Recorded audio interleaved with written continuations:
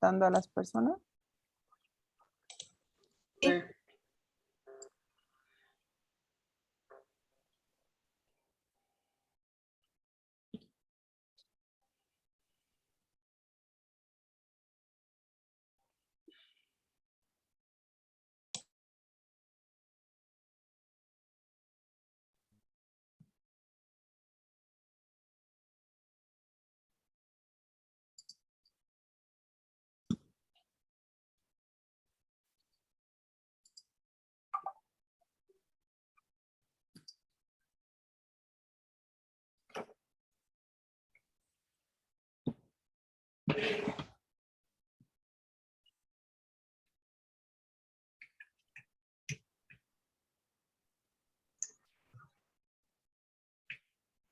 Hola, buenos días a todas. Hola, buenos días, Mari. Buenos días. Buenos días.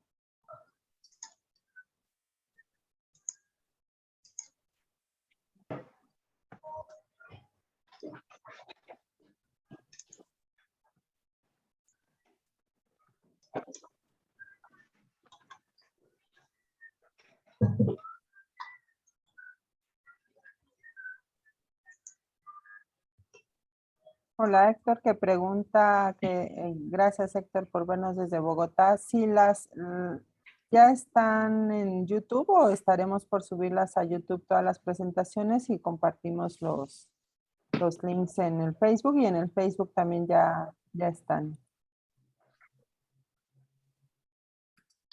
En el Facebook ya están. Gracias Héctor.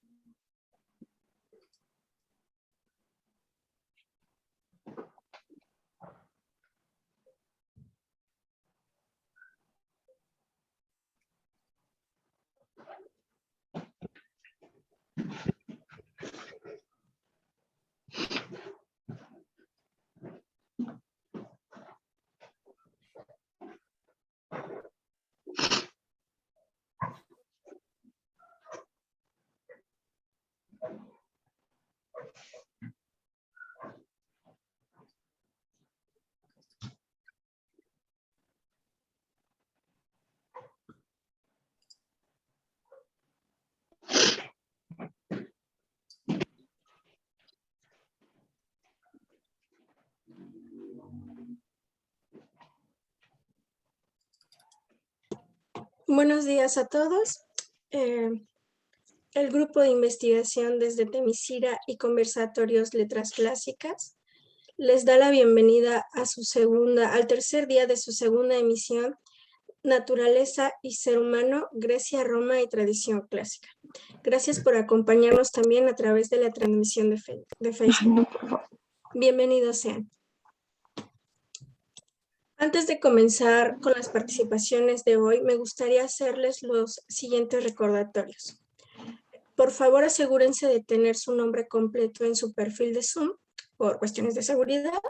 Mantengan su micrófono apagado durante las presentaciones. Si por alguna razón tienen algún problema y se desconectan, no se preocupen, pueden volver a intentar conectarse. Solo les pedimos que se aseguren de mantener su micrófono apagado para que puedan entrar sin interrumpir al ponente. Al final de las dos participaciones abriremos el espacio para el conversatorio, por lo que les pedimos que todos sus comentarios y preguntas los escriban en el chat a fin de poder agruparlos por temática o interés. Al final, si queda tiempo, podremos abrir el micrófono para algunas presentaciones. Por último, manténganse pendientes del chat, pues es ahí donde se les enviará el formulario para tomar su asistencia.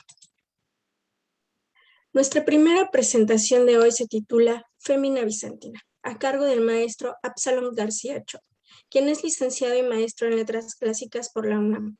Actualmente cursa el doctorado en la misma institución. Su proyecto de investigación gira en torno a la hermenéutica y su aplicación de las vidas de los 10 oradores de Pseudo-Plutarco. Ha traducido el Tratado de lo Sublime, inédito, y ha estudiado a Cecilio de Calate. Formó parte del grupo que tradujo al español las 900 tesis de Giovanni Pico de la Mirandola en 2014 y tradujo El sueño o de la astronomía lunar de Johannes Kepler. Esporádicamente ha fungido como editor y corrector de estilo en Novatelus, en la Biblioteca Scriptorum Graecorum Romanorum Mexicana, e ininterrumpidamente desde el 2009 como docente en bachillerato y licenciatura. Con ustedes, Femina Bizantina. Maestro, le cedo la palabra y el espacio para que pueda compartir lo que ha preparado. Gracias. Gracias, Alejandra. Sí me escucho, ¿verdad? Ok. Perdón, ¿son 20 minutos, Alejandra, o 25? Los 25. 25. Okay. Gracias. Gracias. Bueno, voy a compartir mi pantalla. Ok, perdón.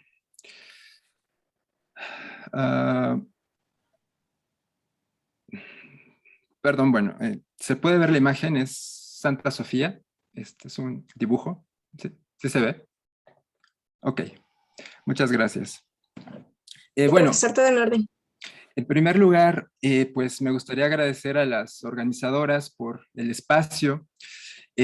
También me gustaría agradecer, aprovechando que estoy antes de ella, a la doctora María Leticia López Serratos, y ojalá que si nos está viendo la doctora Carolina Ponce, que realmente ellas fueron las que sembraron mi interés en Bizancio, ¿no? Digo, no directamente, pero gracias a su apoyo, gracias a su interés, pues yo me fui interesando en este aspecto del mundo antiguo, que creo que es muy necesario que pues empiece a cultivar, sobre todo aquí en la Facultad de Filosofía y Letras, y sobre todo en este grupo que se están formando, ¿no? Creo que hay mucho potencial. No sé, ustedes me dirán cuando ¿qué les parece, no? También me gustaría puntualizar que yo no soy un experto en la mujer bizantina, ¿no? Digo, creo que me interesa obviamente, pero pues necesitaría otra vida para estudiar todas las cosas que me gustaría estudiar acerca de Bizancio, ¿no? Es como dijo un investigador francés que se llamó Paul Lamer, ¿no? Pues es otro continente, ¿no? O sea, Bizancio es otro continente. El título de mi ponencia, pues realmente no es propio. De hecho, mi ponencia está, pues, apoyándose en hombros de gigantas, ¿no? En las investigaciones de grandes bizantinistas. Por ejemplo, el título de la ponencia realmente no es mío, como les decía, es de una, pues ella es más historiadora, ¿no? que crítica literaria, que se llama Judith Herring. Escribió este artículo, Femina Bizantina, en 1992 en una revista que se llama Dumbarton Oaks Papers. Y pues básicamente de lo que hablaba en este artículo era sobre el concepto, pues la idea de mujer a partir de un concilio ecuménico celebrado en la ciudad de Trullo a finales del siglo VII, ¿no? El artículo, pues básicamente, por ejemplo, decía que entre las cosas que se le imponían a las mujeres, se le impusieron a las mujeres en ese concilio, pues era, por ejemplo, no cantar estrepitosamente cuando estuvieran en la iglesia, no vestirse provocativamente cuando entraran a la iglesia, ¿no? O sea, ese es básicamente el sentido del artículo de Herring. Yo respetuosamente lo tomé prestado para pues hablar en sí del concepto general de mujer, de hablarles un poco aprovechando que es un conversatorio, hablarles de lo que se está haciendo ahorita en el terreno de la bizantinística por mujeres. Y además, pues, como les decía, apoyándome en los hombros de investigadoras como Frances Kianka, como Sofía Kotzabasi y Alice Marie Talbot, pues voy a exponer un poco los temas que me parecieron que podrían interesar a un público como el que ahorita está escuchando. Entonces, pues mi ponencia básicamente, les voy a hablar de eso, ¿no? Está la parte central va a estar dividida en la exposición de 4 casos, si me dejan llamarlo así, ¿no? De estudio, ¿no? Para exponérselos. Entonces, bueno, digamos que me gustaría comenzar diciendo que digamos que el término de mujer bizantina es un término que ha pasado por pues varias etapas, ¿no? El estudio de la mujer bizantina ha pasado por varias etapas. Liz James, ¿no? Que escribió un artículo que se llama The Role of Woman en el The Oxford Handbook of Byzantium, publicado en el 2008, distingue 4 momentos en el estudio de la mujer bizantina, ¿no? El primero es el estudio de personajes históricos específicos, sobre todo las emperatrices, ¿no? Como Teodora, Irene, Zoe. Tal vez la escritora bizantina mejor conocida es Ana Komnena, ¿no? Entraría en esta categoría. También el otro enfoque, ¿no? Que encuentra Liz James es tratar de darle voz a las sin voz, ¿no? A las personas que pues no pertenecían a la dinastía, no se apellidaban Paleólogo, Comneno, ¿no? A estas mujeres de la vida cotidiana, ¿no? La tercera es el enfoque o el estudio acerca de la ideología que en Bizancio dominaba el concepto de mujer. Y la última y más reciente es, bueno, el estudio del género en sí, ¿no? Por ejemplo, aplicando teorías como, pues, teorías feministas, ¿no? Con las ideas, por ejemplo, de Judith Butler, la queer theory, ¿no? Claudia Rapp, una investigadora de la Universidad de Viena, está haciendo cosas muy interesantes precisamente sobre eso, ¿no? Aprovechando, ¿no? que sale a colación, me gustaría, por ejemplo, mencionarles que Claudia Rapp el año pasado organizó un simposio que se llamó Masculinidades en Bizancio, ¿no? Y pues está haciendo estudios muy interesantes acerca de los eunucos, acerca de, pues, ahorita no recuerdo el nombre griego de esta unión que existía entre monjes, ¿no? Que era como un matrimonio entre monjes dentro del cenobio, ¿no? Dentro del monasterio. Entonces, bueno, eso es como ahorita lo que distingue Liz James, los enfoques en torno al estudio de la mujer en los estudios bizantinos. Creo que también no está de más señalar que, pues, si no es como muy común o fácil estudiar a la mujer en Bizancio, creo que también pues la gente que está interesada en estudiarla se enfrenta un poco ante ciertos prejuicios que existen en torno al mundo bizantino, ¿no? Que realmente giran en torno del, pues, ¿cómo llamarlo? Pues desconocimiento, pero porque hay ciertos prejuicios, ¿no? Por ejemplo, los medievalistas, ¿no? A veces no estudian a Bizancio porque complica mucho el estudio de ciertas cosas, ¿no? Por ejemplo, en la sesión pasada, ¿no? Que estaban hablando de los renacimientos, creo que era la doctora Sandra Álvarez, ¿no? Y mencionar el renacimiento carolingio, ¿no? Por ejemplo, en Bizancio al menos hay 3 renacimientos, ¿no? Algunos dicen que hay 4. Entonces, bueno, eso complica mucho el estudio o sea, estudiar el mundo bizantino junto con el mundo medieval. Además está otro prejuicio, que es como existe un traslape con la cultura latina, ¿no?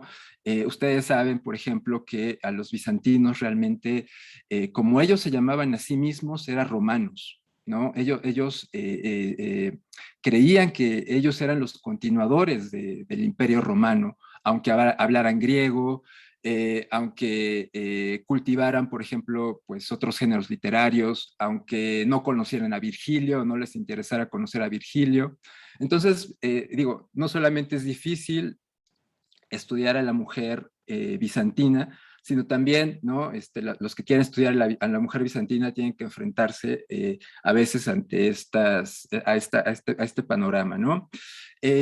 Realmente, digo, lo que ustedes ven aquí es a propósito, bueno, esto es Hagia Sofía, la Catedral de Santa Sofía, y lo traje a colación porque antes de empezar a exponerles rápidamente los casos que les traigo preparados, me gustaría hablarles de precisamente 2 investigadoras que están haciendo una investigación muy interesante. Digo, son mujeres, aunque realmente no están estudiando a la mujer bizantina, pero pues es muy interesante, ¿no? Digo, esta imagen de Hagia Sofía se las traje nada más para presentarles la investigación, perdón por las imágenes. El libro se llama Hagia Sophia, Sound, Space and Spirit in Byzantium, de una investigadora de la Universidad de Stanford que se llama Visera Pencheva. Lo que está haciendo Visera Pencheva es interesantísimo, ¿no? Creo que fue de las cosas que me mantuvo el año pasado durante la pandemia sin poder deprimirme, ¿no? Porque lo que ella está haciendo es intentar reconstruir, digo, no lo está haciendo, lo logró, ¿no? El sonido de Hagia Sofía, ¿no? Con un equipo interdisciplinario, estudió la acústica del lugar, obviamente antes de que Santa Sofía perdiera su estatus de museo y se convirtiera ahora en una mezquita, ¿no? Ahorita Santa Sofía es una mezquita y, por ejemplo, este estudio que hizo Visera Pencheva, que involucraba hacer mediciones, entrar a Santa Sofía, por ejemplo, hace un experimento de reventar un globo para medir el eco, ¿no? Por ejemplo, ustedes pueden ver, por eso les traje estas imágenes, ¿no? La luz, ¿no? O sea, ella hizo un estudio muy interesante acerca de la luz y cómo entraba en Santa Sofía y su efecto en la acústica, el material en la que está hecho Santa Sofía, ¿no? Un tipo de mármol muy raro que lo trajeron de Grecia, en fin, ¿no? Y bueno, ya para no demorarme en esto, el producto que ustedes lo pueden, si tienen alguna plataforma de streaming, de música de streaming como Spotify, lo pueden consultar, ¿no? Un grupo que se llama Capella Romana, dirigido por un gran musicólogo que se llama Alexander Lingas, hizo este disco que se llama Lost Voices of Hagia Sophia. Y ustedes pueden, lo que van a ustedes a encontrar ahí es una reproducción de, pues, más o menos una misa, ¿no? Según la investigación de Pencheva, cómo sonaba, ¿no? Ella y Alexander Lingas dirigieron a este coro para que cantara según el eco del espacio. Digo, repito, ellos no estaban en Hagia Sofía, o sea, no se hubiera podido grabar un disco en Hagia Sofía, pero con las mediciones que ella hizo, reprodujo el sonido, ¿no? Y bueno, los invito también a que revisen la página de Visera Pencheva y de este proyecto que se llama Icons of Sound, que está está en la Universidad de Stanford, ¿no? Ahí pueden encontrar todos los detalles de su investigación, que es, repito, interesantísima, ¿no? De la música y en general de este monumento que es de Santa Sofía. La otra investigadora que también me gustaría mencionarles es Eleni Kefala, ¿no? Ella está haciendo un trabajo, como pueden ver, digo, no lo pueden ver muy bien, pero aquí está Constantinopla y aquí está Tenochtitlán, ¿no?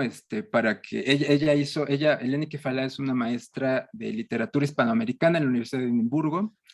Ella habla español perfecto, ¿no? Ella utiliza, por ejemplo, en este libro The Conquered, Los Conquistados, ¿no?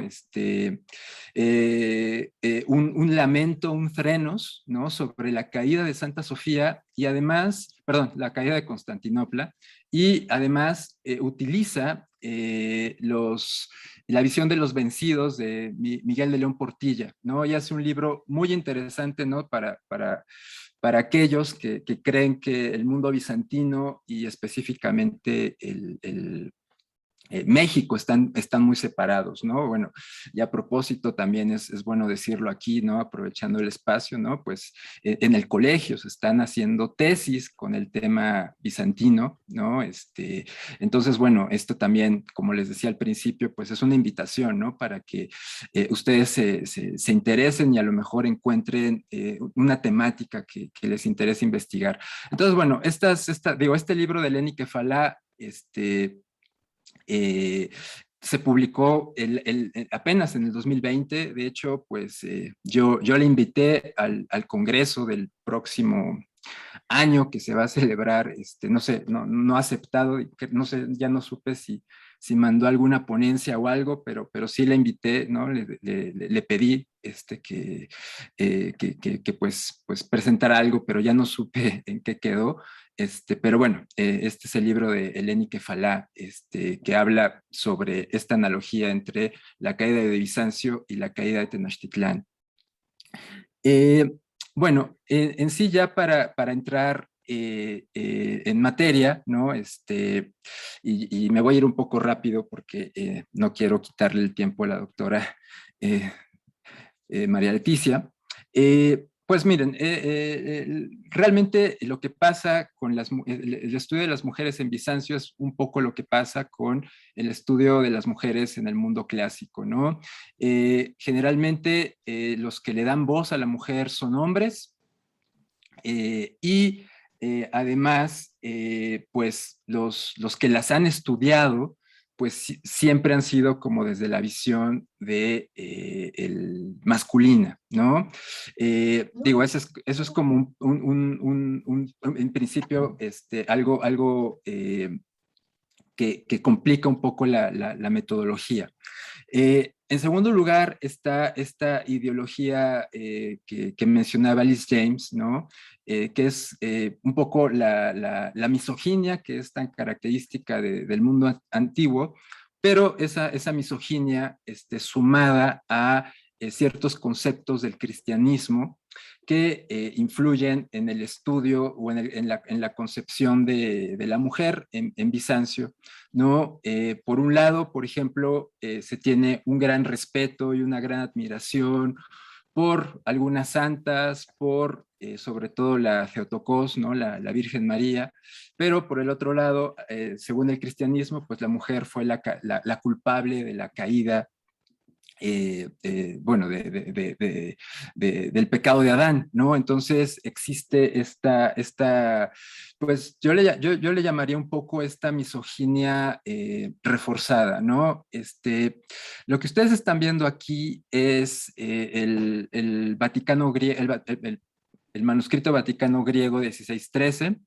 Se llama el Menologio de Basilio II, pues son varias vidas de santos, y aquí está el martirio de 40 vírgenes, ¿no? Es lo que ustedes están viendo aquí, ¿no? Entonces, bueno, está ese problema también, ¿no? Por eso la crítica de la ideología o estar conscientes de esta ideología es muy importante cuando uno estudia a la mujer bizantina. El primer caso que quería presentarles es el caso de una monja que en los estudios, pues, se le llama la monja. Hay tres que son monjas transvestidas, ¿no? Ella se llamaba María, pero bueno, ya no me va a dar tiempo de leerles, pero bueno, aquí, por ejemplo, les marco que está la palabra mujer, Ginny, perdón, es una mujer que su padre quiere entrar a un convento y ella decide acompañarlo, ¿no? Entonces, para esto, ella, aquí lo pueden ver abajo, andricó schemati, o sea, le dice no con mi forma de mujer, Gineikio schemati, sino andricó schemati. O sea, ella entra al convento vestida de mujer, ¿no? Esto, por ejemplo, pues es uno de los grandes géneros pues cultivados en Bizancio, que fue la geografía, y pues la historia básicamente se complica un poco después porque como pueden ver acá, ella sale a hacer una especie de misión y encuentra a un hombre, bueno, un hombre embaraza a la hija de un posadero, y le echan la culpa a ella, ¿no? Porque parecía hombre, ¿no? Entonces, en la vida, perdón, ya no les dije, pero cuando entra al convento, cuando la admiten al convento, se llama Marino. Entonces, la acusan de haber corrompido, bueno, de haber embarazado a una mujer, y ella, pues, admitiendo lo que le trae el destino, incluso acepta la culpa, cría a su hijo, ¿no? Cría a este hijo que no es suyo como si fuera de ella, ¿no? O de él más bien, ¿no? Y pues digo, al final, al momento en que ella muere, es cuando se descubre realmente su sexo, ¿no? Y el que rige el monasterio, el Gegumenos, ¿no? Pues se queja, ¿no? Y una voz divina aparece y dice que pues, no hubo ningún pecado en admitir a marinos en el monasterio, y por eso es una santa, ¿no? Esta vida pues estuvo traducida, se tradujo al latín, al armenio, al árabe, ¿no? Y en general la vida de marinos se ubica alrededor del siglo VII. Y bueno, digo, perdón, es que se me está acabando el tiempo. El siguiente ejemplo que quería traerles a colación es otro ejemplo de una poeta del siglo VIII que se llama Casia o Cassiani, ¿no?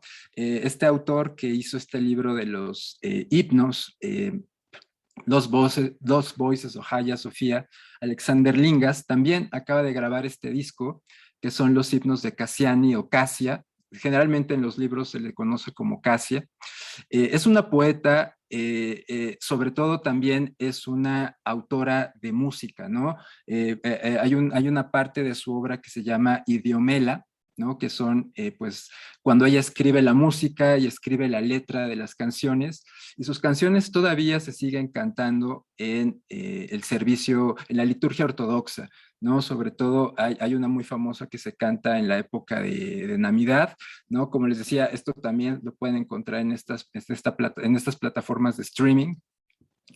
Y yo nada más quería centrarme en su aspecto como poeta, ¿no? Ella escribió estos libros, estos textos que Krumbacher, el editor, les llama epigramas, aunque realmente pues no es un dístico elegiaco, ¿no? Realmente no tienen una métrica, y ni siquiera están agrupados, ¿no? Pero por ejemplo, todos estos versos que están encabezados con el verbo odiar, ¿no? pues podrían agruparse en poemas, ¿no? En general se les llama como frases sentenciosas, ¿no? Sentencias, así se les conoce. Y bueno, por ejemplo, nada más les voy a leer el último, que es muy interesante. Digo, todos estos eran muy interesantes, pero por el tiempo que se me está acabando, no se los puedo decir todos, pero misoton didasconta meden eidota, ¿no? Odio al que enseña cosas inútiles, ¿no? Y tiene muchas cosas que odia Casia, ¿no? Pero ella es considerada una poeta bizantina. La siguiente, y yo con esto voy a terminar, es un personaje muy interesante de la realeza bizantina. Su nombre es Teodora Rulena, ¿no? Y, por ejemplo, el término de escritura femenina creo que toma otra dimensión, porque lo que ustedes están viendo aquí es el manuscrito vaticano 1612, y lo que tienen aquí es su letra, ¿no? Es de las pocas mujeres copistas que se conocen. Digo, ya no me va a dar tiempo para hablar más sobre esto, pero ella fue amiga del patriarca Gregorio de Chipre, y en las cartas de Gregorio de Chipre se conservan pues muchas palabras sobre su erudición. Y además, pues ya para terminar, me gustaría decirles que hay una vida, precisamente una vida de hagiografía que ella escribió sobre los santos teófanos, sobre el santo Teófano, bueno, también es de las pocas vidas de santos escritas por mujeres. Y bueno, creo que mejor lo voy a dejar aquí para no atrasar la sesión. Muchas gracias por su atención. Voy a dejar de compartir. Muchas gracias, maestro. Sin duda es algo muy interesante. Ojalá tuviéramos más tiempo para poder abarcarlo todo.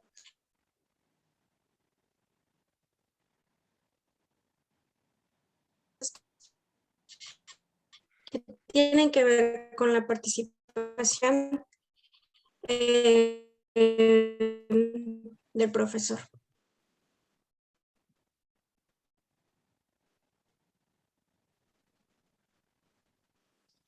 Como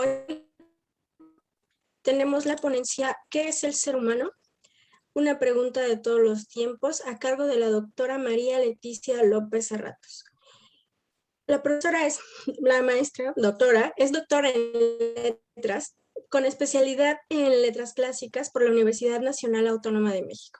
Realizó una investigación postdoctoral sobre la obra retórico-filosófica de Rodolfo Agrícola del siglo XV en el área de lengua latina, en donde ha impartido las asignaturas de literatura latina 1 al 4 y de latín de 1 al 6. Desde el 2007 imparte el Seminario de Investigación y Tesis. Pertenece a la comunidad de aprendizaje de la Facultad de Filosofía y Letras, en donde en colaboración con el cuerpo docentes y de investigación relacionadas con el desarrollo de habilidades lingüísticas para estudiantes y docentes de nivel superior. Ha sido profesora del posgrado de Letras en la UNAM y de otras instituciones. Es tutora del grupo de latín 401 de la licenciatura en Letras Clásicas y de las Letras Clásicas y Español. Ha pertenecido al comité académico del posgrado en Letras y al comité académico asesor del Colegio de Letras Clásicas. Ha sido asesora de numerosas tesis de licenciatura, maestría y doctorado, tanto en la UNAM como en otras instituciones. Ha publicado diversos libros y artículos sobre sus áreas de especialidad: lengua latina, literatura latina, tradición retórica y tradición clásica renacentista y novohispana. Su investigación central es sobre humanismo, retórica y argumentación en la obra de Rodolfo Agrícola. Ha participado en varios proyectos de investigación y ha sido responsable de un proyecto CONACYT, en el que se realizaron diversos estudios sobre tradición clásica y del que se derivó el Seminario Permanente de Estudios Retóricos, Filológicos y Humanísticos, cuya directora honoraria es la doctora Carolina Ponce Hernández. Ha sido invitada a diversos medios de comunicación para hablar sobre educación, tradición clásica, tradición retórica, argumentación, humanismo. Con ustedes, ¿qué es el ser humano? Una pregunta de todos los tiempos, por la doctora María y el espacio.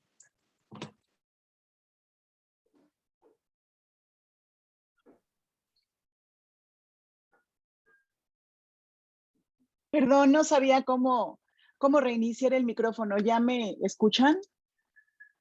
Ya. Ok. Ahora no sé cómo regresar a la anterior para que podamos comenzar en orden. Bueno, muy buenos días y muchas gracias a todos. Disculpen si en este momento no leo los comentarios del chat porque quiero estar más bien pendiente de la exposición. Muchas gracias, Absalom. Un honor muy grande compartir contigo esta mesa, este espacio en donde nos ubicaron a ambos. Es un honor porque quiero comentarles que Absalom es un excelente académico al que yo admiro mucho y aprecio mucho, y te agradezco tus palabras y comunicaré a la doctora Ponce tus palabras de gratitud. Muchas gracias a todos por su asistencia nuevamente, por su interés, y pues vamos a comenzar con la exposición. La pregunta, ¿qué es el ser humano? Una pregunta de todos los tiempos. Me llamó un poco la atención exponer este tema con ustedes, que va a ser muy breve también para no cansarlos, porque por la temática que se decidió para los segundos conversatorios de letras clásicas, la relación entre el ser humano y la naturaleza. Me pareció pertinente la pregunta, me pareció pertinente la exposición. Es una investigación que tiene ya mucho tiempo, evidentemente con los avances que he ido teniendo en los últimos años. Entonces, espero que les resulte de interés. Déjenme ver si puedo mover desde acá. No. Ahí está. Y voy a tener que quitar me gusta verlos, pero voy a tener que quitar los cuadritos para poder leer. Entonces, ¿qué es el ser humano? Una pregunta de todos los tiempos. Ahí está. Lo primero que yo quisiera recordar aquí es la síntesis que le presenté a las colegas de este grupo de investigación y de organizadoras de los conversatorios. Una de las cuestiones que quería compartirles la reseña que mandé para ver si estaban de acuerdo con ella, y quise presentarla también con ustedes. Una de las cuestiones que sostienen la milenaria reflexión sobre qué es lo que nos hace hombres, seres racionales o seres humanos, porque son diferentes conceptos, se centra en los rasgos que nos diferencian de los animales. Eso desde siempre, eso lo vemos con mucha claridad desde Aristóteles. Pero esto solo es la punta del iceberg en el planteamiento original, porque podría parecer muy repetitivo, ¿no? Podría parecer que estamos repitiendo lo que se dijo hace más de 2000 años. En sentido aristotélico, existe un espacio en el que confluimos con una gran variedad de entidades, todas con rasgos comunes o diferenciales. Y aquí trato de sintetizar los puntos más importantes del pensamiento aristotélico. En la cuestión de la física, que es el espacio, un espacio en donde estamos, es un espacio, digamos, él entiende por lugar aquello que puede ser ocupado por una entidad, ¿no? Por una entidad constituida de materia y de forma. Y entonces hay un espacio en el que confluimos con una gran cantidad de entidades, todas con rasgos comunes o diferenciales, y de allí parte la lógica aristotélica que va a ir dictando el rumbo de la lógica a través de los siglos. Los mecanismos dialécticos que ha seguido cada época conducen a conclusiones más o menos convincentes en cada contexto. Pero ¿es posible continuar con el esquema que sobre este tema plantearon los antiguos, o debemos postular definiciones más acordes con nuestro tiempo?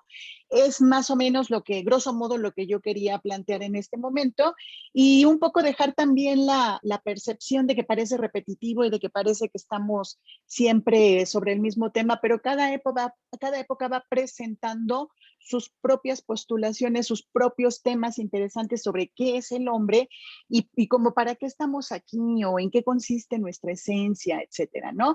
O cuál es la razón de ser, de que seamos seres racionales y de que seamos seres sociales, o depende de cómo lo considere cada época, ¿no? Entonces, en ese sentido, yo quiero presentarles primero mi plan de exposición, que espero que sea muy breve. Aristóteles primero son los autores axiales que considero yo que tienen temáticas que en su momento tuvieron muchísimo influjo en la tradición, en su momento y en la tradición, y que pues siguen teniendo eco hasta nuestros días y siguen siendo además el punto de partida de la discusión actual.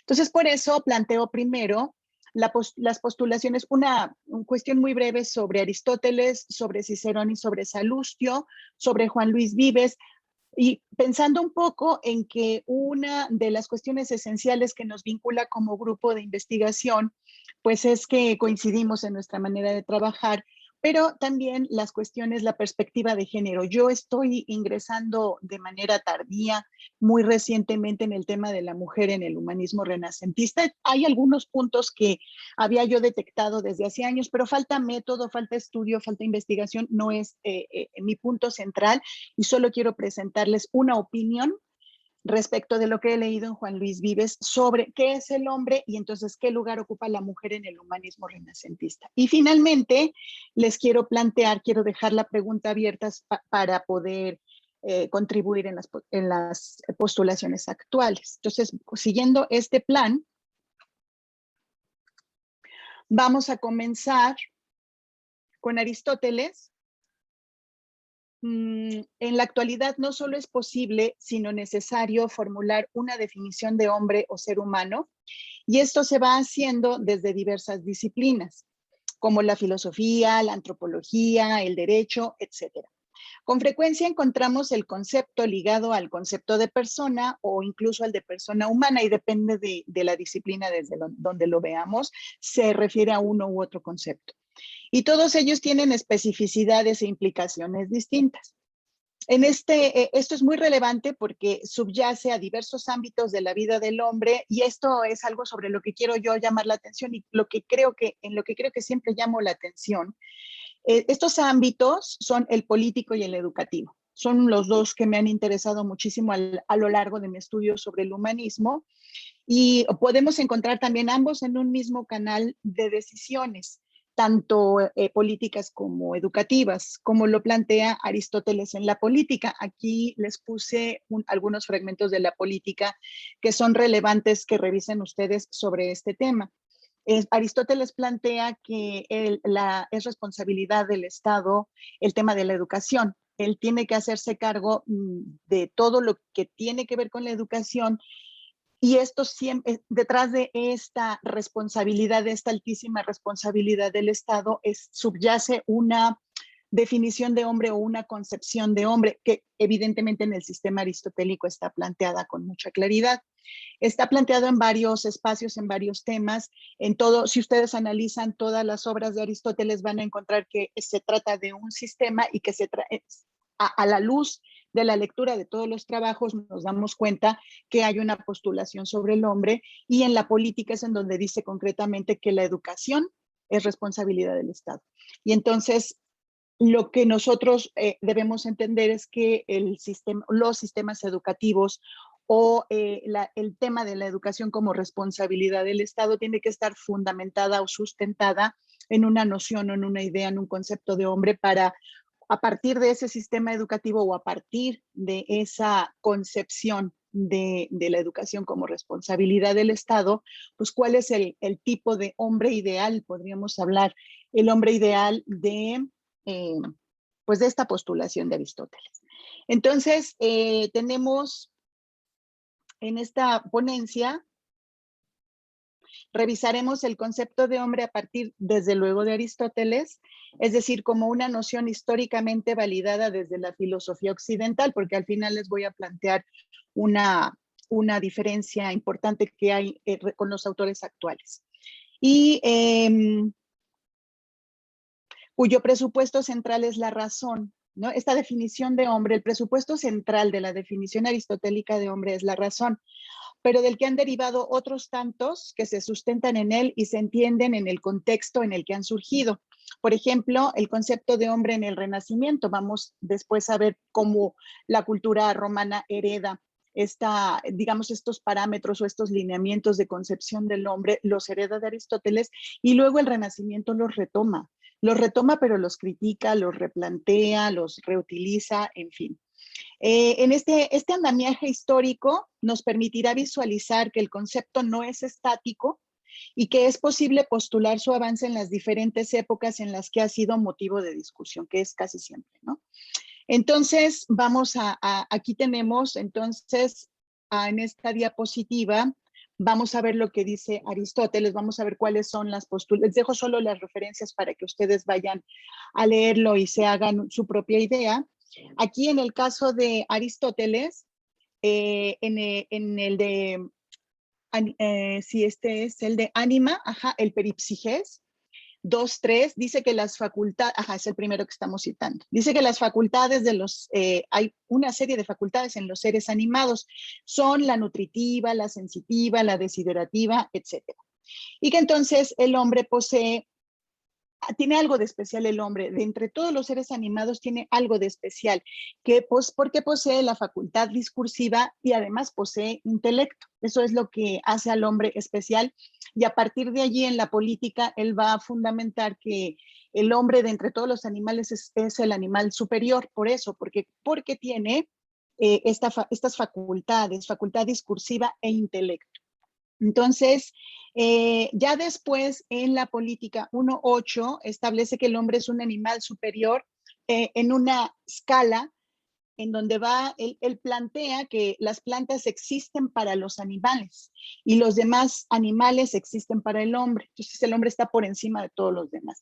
Yo creo que los biólogos o que los doctores en ciencias en la actualidad disentirían mucho de esto. Es más, creo que la cultura oriental disiente profundamente de esto. De eso vamos a hablar al final.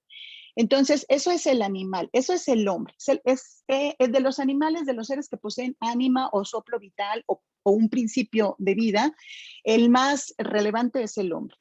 Entonces, después, esto lo reafirma o lo confirma en la política, en la referencia que les dejo aquí, que es 1.2, el hombre es el único que posee logos. Y entonces tenemos allí ya como que la veneración total y absoluta al logos, que es la razón, que es el razonamiento y todo aquello que se produce en el interior de la inteligencia. Entonces, de eso se van a preocupar mucho los autores del Renacimiento posteriormente. Entonces vamos a ver ahora brevemente, esto es digamos, es la aportación de Aristóteles. Y ahora la aportación de Cicerón, a mí la que me ha dejado muy impresionada, muy impactada por muchas razones, porque yo cuando comencé a leer y a estudiar a Cicerón, pues evidentemente no me fijé en muchos detalles que después los autores renacentistas me obligaron a retomar, a recuperar y a repensar. Por ejemplo, un tratado que casi nunca se leía en letras clásicas y que yo leí después cuando fui descubriendo que para los renacentistas era muy importante el Tratado de los Deberes, el de Oficis de Cicerón. En el fragmento que está en libro 1, el parágrafo 4, Cicerón explica, Cicerón explica, y se lo leo aquí en traducción para que ustedes tomen sus propias conclusiones. De Baldomero Estrada Morán, Cicerón dice lo siguiente. Dice, en primer lugar, fue dado por la naturaleza a todo animal el que se cuide a sí mismo, su vida y su cuerpo, y se aparte de lo que parezca que habrá de causarle algún daño, así como que busque y disponga cuanto le es necesario para vivir, como el alimento, las guaridas y otras cosas del mismo género. Eso le fue dado a todo animal.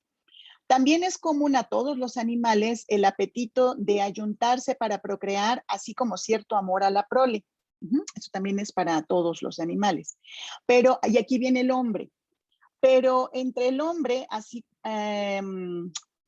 también es común a todos los animales el apetito de ayuntarse para procrear, así como cierto amor a la prole. Pero entre el hombre y la bestia, y este concepto de bestia, que es la fera, en latín, este concepto es bien interesante porque va a servirle a los autores del Renacimiento en el ámbito de la educación, les va a servir para expresar que el hombre en realidad procede de la bestia. El hombre es una bestia, ya no solo es animal, fíjense qué implicaciones semánticas tienen estos conceptos. El hombre no solamente es un animal, que muy posteriormente la palabra animal va a adquirir sentido peyorativo, todavía para el Renacimiento no lo tiene. Por eso el concepto del que se cuelgan o que abrazan los autores renacentistas en su reflexión sobre la educación es el concepto de la bestia, de la fera. Entonces, no solamente se trata del animal, entre el hombre y la bestia o la fiera, cierto amor a la prole. Pero entre el hombre y la bestia hay esta capital diferencia, que es, y aquí está lo más relevante, que esta, en cuanto que es movida por los sentidos, se ajusta solo a lo que tiene delante y es presente, conociendo muy poco lo pasado o lo futuro. Aquí está de donde Juan Luis Vives, por ejemplo, que es uno de los autores que vamos a ver, se cuelga para decir que lo que define al hombre, pues es esa conciencia de pasado y futuro.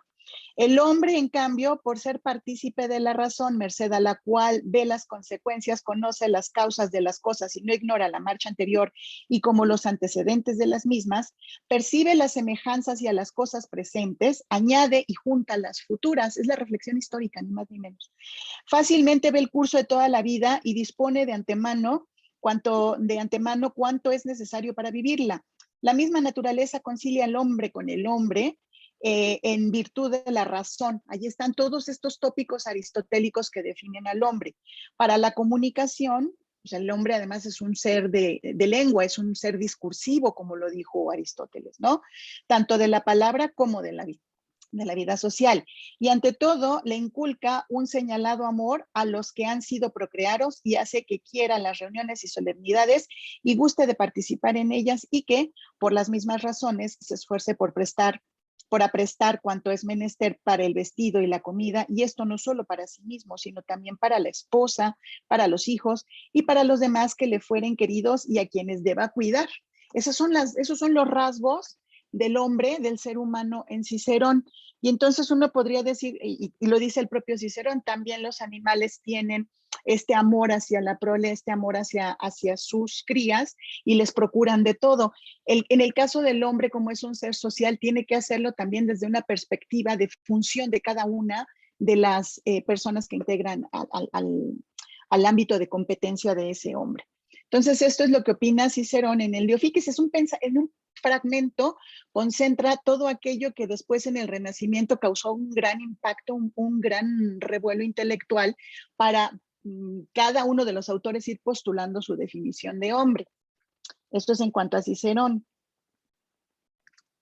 Ahora hay otro autor que tiene mucho interés, que es Salustio, en su texto La conjuración de Catilina.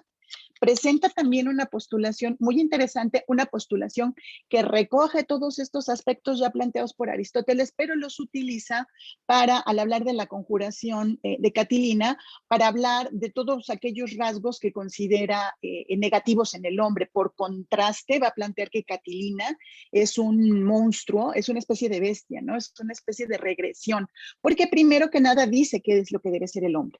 Dice, todos los hombres que ansían aventajarse a los demás animales, se fijan, la reflexión va partiendo de allí, de la comparación entre el hombre y los animales, pero no en sentido peyorativo, sino en sentido de seres que tienen ánima, seres que tienen soplo vital o que tienen vida. Entonces, todos los hombres que ansían aventajarse a los demás animales deben procurar con sumo empeño que no transcurra su vida oscuramente, como la de las bestias. Se fijan ustedes, aquí está utilizando el concepto que teris animalibus summa, pecora. En realidad él está usando rebaños, no está usando bestias. Aquí el traductor fue que se tomó esa libertad de hablar de las bestias, pero es el rebaño que también tiene sus implicaciones, ¿no? A quienes la naturaleza creó curvadas hacia la tierra y esclavas de su estómago. Esto es algo que va a retomar también, desde luego, Pico de la Mirándola en el discurso que después se llamó el discurso de la dignidad del hombre, ¿no? Toma esta parte de Salustio para decir que el hombre es un ser que anda por la vida erguido, no es a cuatro patas, sino está mirando hacia el piso para satisfacer sus apetitos más elementales como son los de alimentarse, ¿no? Por otra parte, todas nuestras energías residen en el alma y en el cuerpo. Ahí está nuevamente Aristóteles. Sirviéndonos de la primera para mandar, ahí está el pensamiento imperialista, y del segundo más bien para obedecer. Por eso habla del rebaño más que de la fiera.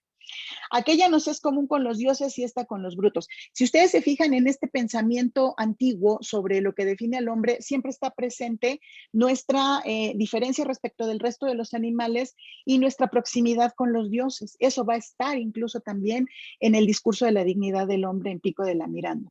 Por eso paréceme mucho mejor buscar la gloria más con las facultades, aquí están otra vez conceptos aristotélicos, con las facultades del espíritu que con las fuerzas corporales, porque como Catilina era grandulón y fuerte, pues evidentemente se trata de ir comenzando a plantear aquellos parámetros que nos van a hacer ver a Catilina como un ser abominable y que hay que aniquilar en favor de la república, ¿no?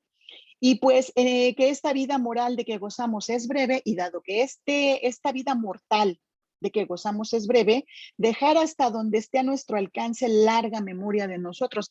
Y ahí ustedes, al ir revisando los textos de manera comparativa, se van a dar cuenta que hay este atisbo de definir al hombre como un ser histórico, como un ser que tiene conciencia histórica, pero además de tener conciencia histórica, tiene ese anhelo de dar a conocer a la posteridad lo relevante que hubo en el momento que le tocó vivir, ¿no? Entonces, eso en cuanto, digamos, esos son los grandes tópicos de estos autores axiales en el pensamiento humanístico o en los lineamientos para la definición de hombre. Y de ahí me voy a dar un brinco grande hasta Juan Luis Vives. Juan Luis Vives es un hombre reconocido por haber presentado todo de manera muy sistemática la crítica de la educación a lo largo de la Edad Media y una postulación, una propuesta. Lo valioso de Juan Luis Vives es que no se queda en el plano del criticón, el que dice que todo lo que estuvo atrás está mal, sino que se vuelve crítico y se vuelve serio y sistemático en el momento en que crea todo un equilibrio entre lo que está criticando de la cultura medieval y lo que está proponiendo para la cultura de su tiempo. Esa es una crítica muy equilibrada y es una crítica muy inteligente. Si se hubiera dedicado a decir que todo estaba mal, pues entonces lo dejamos en el terreno del criticón y ya, pero no, resulta que él es un autor que por sus trabajos fue reconocido como padre de la psicología moderna, como padre de la pedagogía, en fin, una serie de epítetos que le cuelgan, pues por todo lo que propuso en la totalidad de su obra. Pero entonces para Juan Luis Vives lo que vamos a tener es vamos a tener que tiene muy presente qué es el hombre, está también muy preocupado por la definición de hombre. Y entonces él en primera instancia, déjenme mostrarles, es aquí para que conocieran a Juan Luis Vives y para que vean que era friolento, toda la vida andaba muy abrigado. Era un personaje muy, ahí está, no, fin de la presentación anterior, aquí está, esta es la que quería ver, la anterior. Ajá, esta. Sí, era de salud enclenque y era debilucho y siempre andaba muy abrigado y en fin era una persona con un carácter muy especial, me imagino por la fragilidad de su cuerpo. Él parte en el principio, estoy haciéndoles aquí un resumen muy apretado de todo lo que fui encontrando a lo largo de su obra para entender lo que finalmente postula él, que es el hombre, que debe ser el hombre. Y entonces comienza con Aristóteles diciendo que es un animal racional, pero allí no debe parar la cosa. Si allí para la cosa ya no hubo aportación, ya mejor leemos a Aristóteles. Pero además él agrega que es un animal doctrinable. ¿Qué quiere decir eso? Que es un animal o un ser vivo, aquí la palabra animal no tiene sentido peyorativo, el animal es un ser que tiene vida o principio vital y que además es doctrinable, es decir, para él la educación es un aspecto central en el humanismo. Un ser humano se hace y se forja no solo con haber nacido con las facultades que ya había planteado Aristóteles, sino que además tiene que someterse a este largo proceso de educación que lo va a llevar a convertirse en lo que él postula como un humanista, lo que debe ser la educación en su momento para forjar seres humanos que él llama humanistas y que después de eso, en una formación familiar primero, escolar después y universitaria posteriormente, todos hayan pasado por la Universidad del Humanismo, por la Universidad Humanística. Entonces, que él postula es la utopía de Juan Luis Vives. Acuérdense que el Renacimiento es una época de utopías. Y entonces la utopía de Juan Luis Vives, aunque no la llama así, es generar un ser humano, una persona que tenga todas estas facultades de las que ha venido hablando la tradición, pero que además sea un animal que sea sujeto de educación, que sea doctrinable. Que se forme, les digo, en el seno familiar, luego en el seno escolar y finalmente en una profesión, la que sea, las que eran de prestigio en la época, que eran las facultades mayores que vienen desde de la tardía Edad Media y que a lo largo del Renacimiento y en épocas posteriores siguen prevaleciendo, que son la Facultad de Artes, la Facultad de Medicina y las dos facultades de Derecho, Derecho Civil y Derecho Canónico, y además Teología, ¿no? Que eran los saberes prestigiados de la época y entonces el animal doctrinable es el que pasa por todo ese proceso, ¿no? Pero para alguien que quisiera ser médico, primero tendría que haber estudiado toda la serie de saberes que lo formaban que lo formaban lingüísticamente, que formaban su pensamiento científico y humanístico, por hablar ya en términos contemporáneos. Entonces, eso va a hacer que el hombre se vuelva, una vez que pasa por ese proceso de doctrina, por ese proceso de formación intelectual, se convierte en un animal, es un animal de discurso, pero se perfecciona como animal de discurso, ¿sí? Es decir, un animal que puede razonar, y aquí vamos a la parte de la razón, es un animal racional, pero además es un animal de discurso, ¿no? Y entonces, entre ser animal racional y ser animal de discurso, hay un proceso formativo. Y finalmente, como decía Cicerón, si se fijan ustedes, aquí está la riqueza y la densidad de los textos renacentistas, es que el hombre es un animal histórico. Es decir, como dice Cicerón, es el que es capaz de mirar hacia atrás, de mirar hacia adelante, de mirar al presente y de integrar una comprensión de las cosas tal que le permita tomar decisiones de la actualidad. No sé si ya me pasé mucho tiempo, creo que un poquitito. No puedo ver los mensajes, discúlpenme. Si hubiera algo que decirme, me abren el micrófono y me dicen, por favor. Entonces, esta es la cuestión. Finalmente, lo que Juan Luis Vives piensa sobre la mujer es una consideración que no me puede faltar porque nuestro grupo de investigación está cohesionado por estos temas relacionados con la mujer. Y entonces Juan Luis Vives, uno pudiera pensar, y las enciclopedias dicen que Juan Luis Vives era un personaje que defendía mucho la dignidad de la mujer y uno dice, sí, bravo, qué bonito. No, pero no, espérenme tantito. Hay que ir a leerlo y hay que ir a ver qué tan ciertas son pues esos tópicos que se manejan a nivel de literatura general y enciclopedias, ¿no? Sobre Juan Luis Vives. Juan Luis Vives era tan misógino como cualquiera de su época y como cualquiera de épocas anteriores, tanto o más, ¿no? Pero él tenía una idea, un ideal de hombre educado y tenía una idea de cómo debía ser esa formación del hombre educado. Y ahí coincide, por ejemplo, con Quintiliano, que es un autor antiguo que también trató el tema de la educación vinculado con el tema del discurso y la retórica.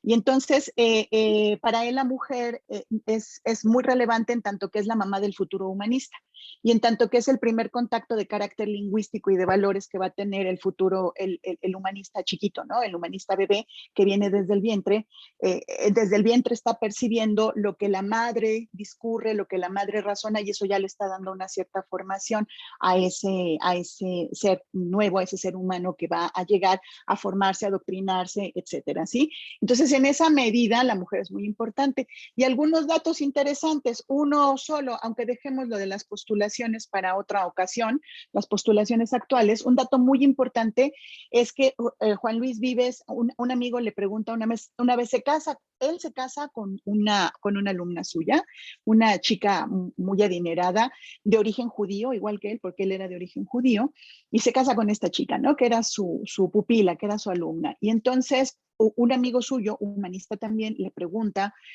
a un par de años de haberse casado, pues que cómo le va con la vida de casado, y él dice maravillosamente bien, y él le pregunta al amigo por qué, y él le dice porque mi esposa es absolutamente silenciosa, no me quita el tiempo de leer ni tiempo de estudio para nada.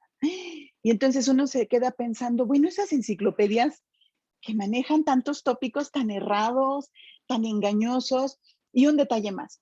Cuando Juan Luis Vives escribe un par de cartas que pasan a la posteridad como un tratado que tiene que ver con la educación de los niños, se llama De Ratione Studi Puerilis, o sea, del método de enseñanza de los niños, él plantea la enseñanza de la niña y la enseñanza del niño. En la enseñanza de la niña indica una serie de lecturas que son bien poquitas y que son lecturas devotas. En la enseñanza del niño enfatiza, bueno, en la enseñanza de la niña enfatiza la formación lingüística, la conciencia lingüística y todo eso, pero en el niño enfatiza las lecturas de los autores antiguos. Y entonces uno se pregunta, bueno, ¿y por qué hace esto? ¿Esta diferencia qué se debe? Si finalmente los dos niños a los que está educando Juan Luis Vives o a los que está dedicando estas palabras, pues son políticos, son gente de la alta nobleza europea y que van a llegar a ser reina y rey respectivamente, ¿no? Y entonces uno después, cuando lee el Tratado de las Disciplinas de Juan Luis Vives, en donde plantea la crítica de las disciplinas a lo largo de la Edad Media y cómo deben ser enseñadas las disciplinas en su propia época, él dice que los niños, se dice que es el padre de la pedagogía diferencial por lo siguiente, porque plantea que a los niños más aventajados hay que dejarles tareas más complicadas porque seguro van a tener un futuro brillante y una función social importantísima y no sé qué. Y a los que tienen menos cualidades intelectuales y menos capacidades, hay que dejarlos en unas lecturas mínimas, en una formación básica de lecturas mínimas, porque todos somos importantes en la sociedad. Brutos nadie nos quiere, ¿verdad? Entonces, bueno, en el ideal de Juan Luis Vives. Entonces, cuando uno lee cuáles son las lecturas para el niño y cuáles son las lecturas para la niña, se va encontrando que son las mismitas que propuso en el De Ratione Studi Puerilis de la educación de los niños. Lo que significa que para Juan Luis Vives las mujeres somos seres animados con capacidades menores que los hombres, ni más ni menos, y que cualquier defensor de Juan Luis Vives me lo venga a decir en mi cara. Y yo se lo demuestro con los textos.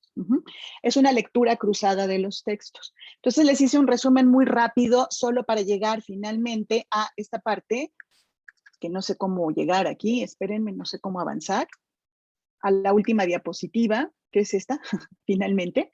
Las postulaciones actuales, solamente quiero cerrar con esto. Juan José Burgos Acosta es un estudioso de la Universidad La Granada, Colombia.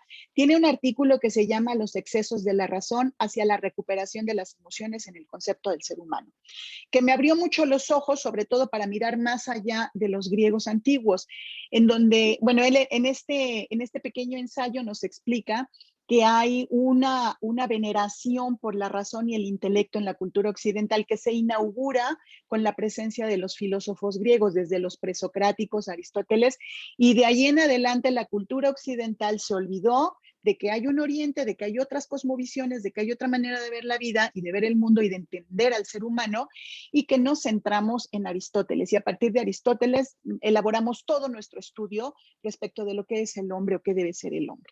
A mí me pareció muy interesante. Y creo que podemos cerrar con broche de oro con la postulación de un autor que tuve que quitar por cuestiones de tiempo, que también es del Renacimiento, anterior a Juan Luis Vives, que es Rodolfo Agrícola. Rodolfo Agrícola escribe una obra bien interesante que dejaremos para los siguientes conversatorios, pero él plantea que no sabemos qué es el hombre. Lo pretende definir, pretende dar las reglas de la definición y dice, si vamos a definir hombre, yo puedo decir tales y tales y tales cosas. En alguna otra exposición les explico con calma. Sin embargo, la cuestión no es cerrada. ¿Qué es el hombre? Exactamente qué es el hombre, quién sabe. Pero lo que sí es muy relevante es que tengamos presente que todavía no hemos definido hombre correctamente, no hay ninguna definición satisfactoria y que la cuestión está abierta. Y yo se la planteo para este momento, para el debate final y para posteriores pláticas, ¿no? ¿Qué es el hombre y cuál es su función a lo largo de la historia, del pensamiento y de la cultura, y cuál es nuestra postulación actual? Si podemos tener una, si podemos entrar a ese debate, ¿no?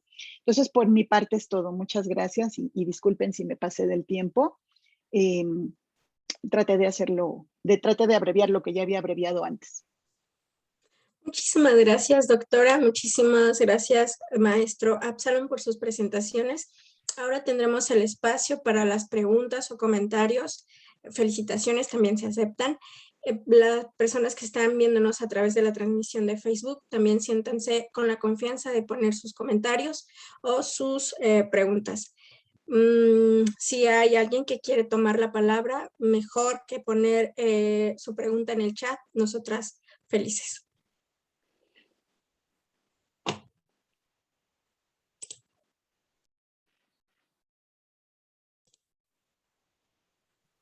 Bloom, me parece que hiciste un comentario durante la presentación del maestro Absalón. ¿Quisieras decir a qué se debe? Sí, hola a todos, a todas. Qué bueno, qué gusto ver a muchas mujeres por acá, la verdad. Y a mucha gente que todavía no conozco, pero qué bueno que les volvemos a ver las caras por estos conversatorios, la verdad. Es un gusto, un placer estar con ustedes. Yo me voy a ir directamente con el profesor Absalón, bueno, con el maestro Absalón, porque es la línea de investigación que también quiero seguir para mi vida, que es Bizancio. Sobre el comentario que hice en el chat, quizás se refería a la adelfopoiesis, que era como una especie de boda entre personas, en realidad no del mismo sexo, porque no podían ser mujeres, pero sí hombres, ¿no? Era como no estoy muy seguro todavía. Pero quería decirle, por ejemplo, que hay un especialista en Bizancio y en medievales que enseña en la Universidad Pontificia de Chile, me parece. Él me dio una sesión de la mujer en Bizancio, que se llama José Alejandro Marín. Él nos había planteado en un diplomado que acabamos de concluir hace unas semanas, cuál era el papel de la mujer en Bizancio, ¿no? El liderazgo que tenían las mujeres en Bizancio.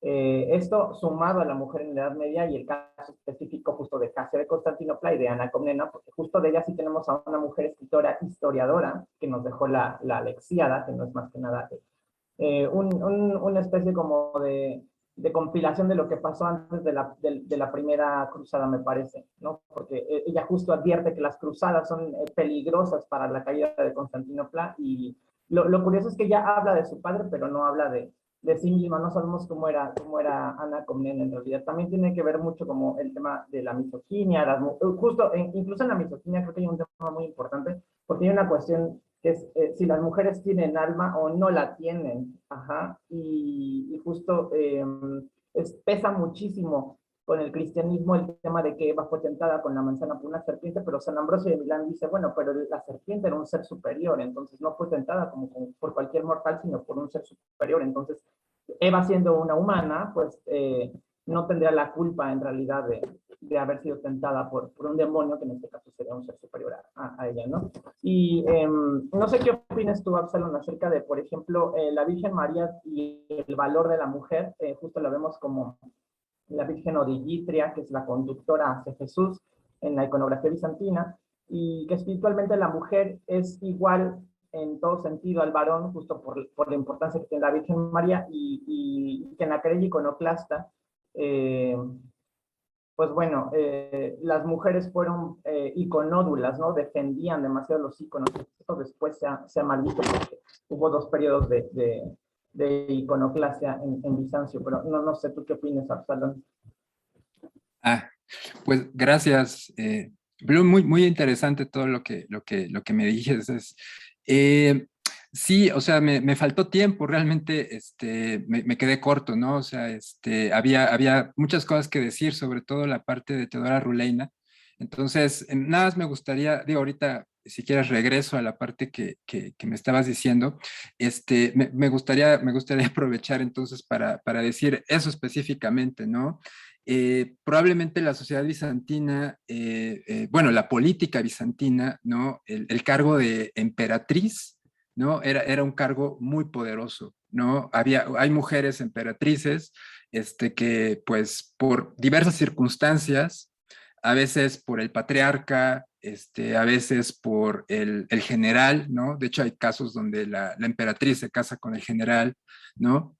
Pero el cargo de emperatriz era un cargo muy poderoso y muy reconocido en Bizancio, ¿no? Eso, por mencionar algo, ¿no? Pero lo que tú también decías acerca del, pues, digamos, del papel que desempeña la mujer en Bizancio también, a mí me faltó eso, ¿no? Destacarlo, ¿no?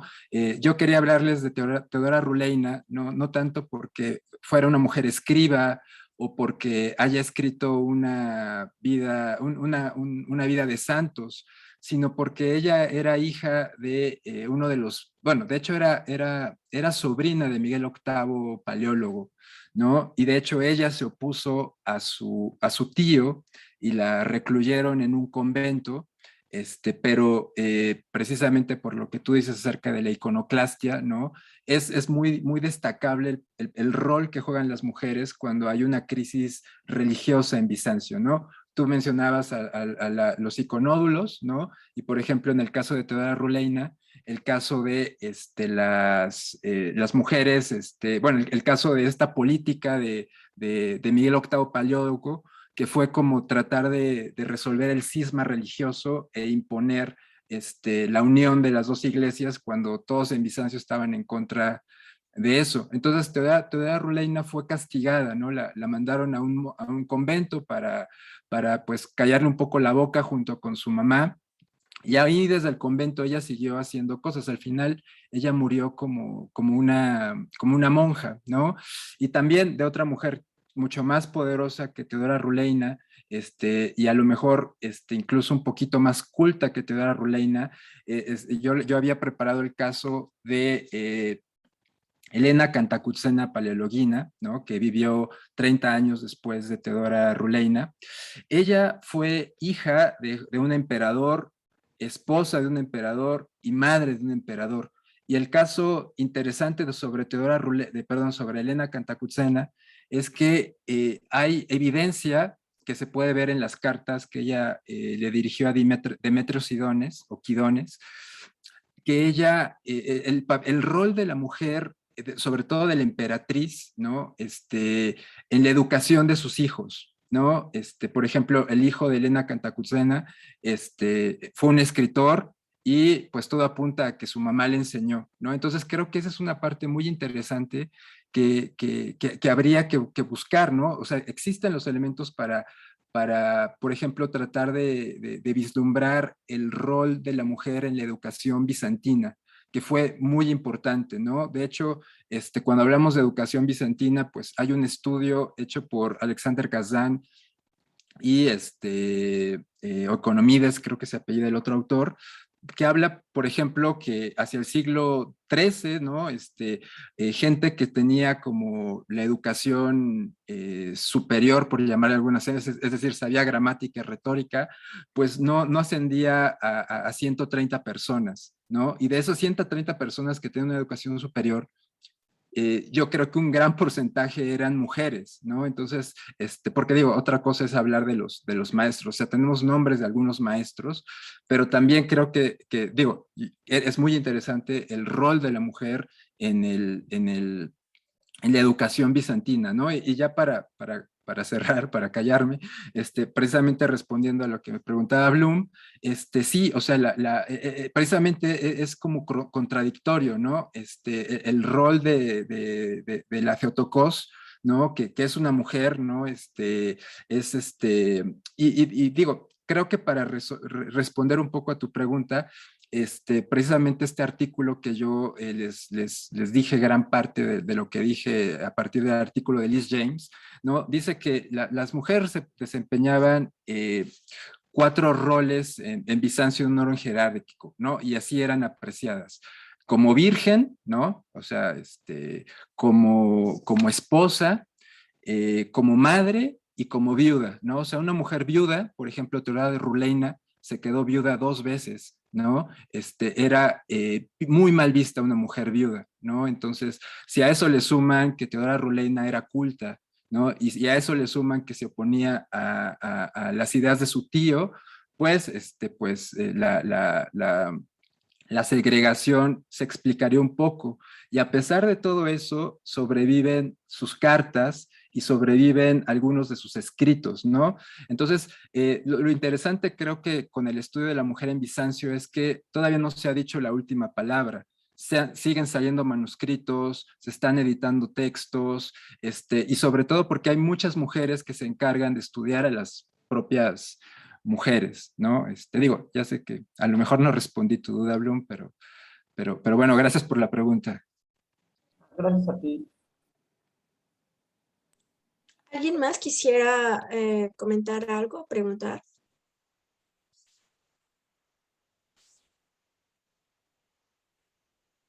Sí, en lo que alguien se anima, a mí me gustaría, profesor Absalón,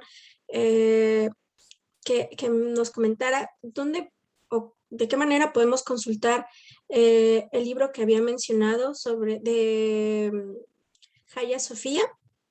No sé si pueda consultarse a través de los medios que tenemos, bueno, los que somos estudiantes de la UNAM, a través de los medios de la UNAM, en formato digital o alguna otra opción. Bueno, creo que Olivia me hizo el favor de, o sea, realmente el libro en sí es difícil de conseguir, es un libro del 2017, pero en este sitio que se llama Icons of Sound, que Olivia hizo el favor de ponerles ahí el link, ahí pueden encontrar todos los detalles de esta investigación tan interesante que hizo Visera Pencheva, y además creo que es una bibliografía muy importante que, por ejemplo, podría ayudar también para estudiar el mundo bizantino, ¿no? Estas grabaciones de Alexander Lingas, ¿no? Los himnos de Casia y sobre todo los Voices of Hagia Sophia, ¿no? Si ustedes entran al sitio de Icons of Sounds, está el video de cómo incluso se grabaron, ¿no? Y cómo los dirigieron, ¿no? Y bueno, si me permites nada más decir una cosa más, Alejandra, en lo que alguien quiere preguntar algo, nada más me gustaría hablar una cosa que se me olvidó por las prisas, ¿no? Y que realmente era como uno de los puntos esenciales de mi exposición, ¿no? Estaba muy interesado en mostrarles el griego bizantino, porque con el griego, que la mayoría de ustedes sabe, puede traducir cosas, ¿no? Es decir, esto que llamamos griego bizantino, pues se divide en 2 grandes grupos, ¿no? El griego bizantino culto, por llamarlo de alguna manera, y el vernáculo, ¿no? Obviamente, si quieren trabajar con textos vernáculos, pues ahí es, yo creo que más útil saber griego moderno que griego clásico. Pero si quieren trabajar con el griego culto, como el que escribía Teodora Ruleina, como escribía, por ejemplo, el corresponsal de Ana Cantacuzena, como escribía Casia, que también se piensa que era una mujer instruida en la realeza o miembro de la realeza, lo único que necesitan es su griego, ¿no? Su sintaxis, realmente esa sintaxis, como el aticismo bizantino, pues se quedó como estático, ¿no? Sobre todo, por ejemplo, que Bloom mencionaba a Ana Comnena, ¿no? O sea, ella escribe la Alexiada en este griego culto.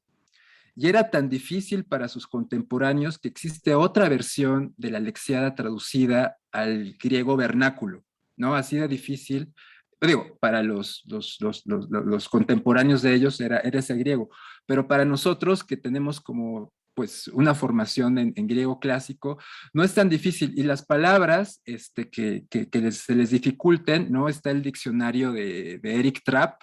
Si se meten al sitio de la TLG, el sitio está, digo, está en alemán, ¿no? Pero en realidad muchas de las palabras se pueden con el Lidl Scott y un diccionario alemán, podrían incluso podrían, lo que hacían las escritoras bizantinas, ¿no? Sobre todo lo que yo pude apreciar al preparar la exposición, es que pues inventaban palabras, ¿no? O sea, no querían usar la palabra vernácula, no tenían la palabra en griego culto y por ejemplo, Casia inventa palabras que ni siquiera están en el diccionario de Trapp, pero por ejemplo, si saben cómo se compone una palabra en griego, pues podrían, ¿no? Y digo, creo que a lo que voy es que pues no le tienen que tener miedo al griego bizantino, ¿no? Sobre todo este griego escrito por mujeres cultas, ¿no? Porque ellas, digo, esa es otra parte todavía creo que mucho más interesante, ¿no? La parte de la lingüística, ¿no? De cómo escribe una mujer, ¿no? Es una mujer que se mete a una tradición, pero en realidad no está escribiendo como hombre, ¿no? O sea, respeta todos los cánones de esta tradición del aticismo, pero escribe, pues son sus palabras, ¿no? Entonces, digo, eso era lo que quería decir. Muchas gracias por el espacio.